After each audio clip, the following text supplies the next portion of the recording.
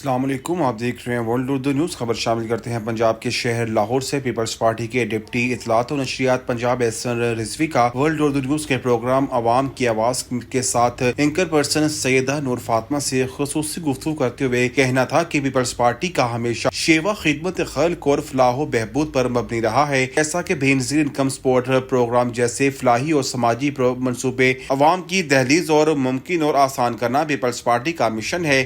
روٹی کپڑا مکان کا جو نعرہ شہید ذوالفقار علی بھٹو کا تھا، آج صدر پاکستان آصف علی زرداری کا بھی یہی نعرہ ہے۔ پیپلز پارٹی کے تمام رہنما عوامی خدمت میں پیش ہیں۔ 2013 میں بھی پیپلز پارٹی نے ہزاروں بے روزگار نوجوانوں کو نوکریاں دے کر روزگار مہیا کیا اور ان کے گھروں کے چولہے جلائے، مگر آج ستم کی بات ہے کہ دوران حکومت لوگوں کے روزگار چھین رہی ہے۔ احسن رضوی نے مزید کہا کہ وہ وقت دور نہیں جب پاکستان کے وزیر اعظم بلاول بھٹو زرداری ہوں گے اور ملک و قوم کا دوبارہ پہیہ عوام الناس کی خدمت خلق میں چلے گا۔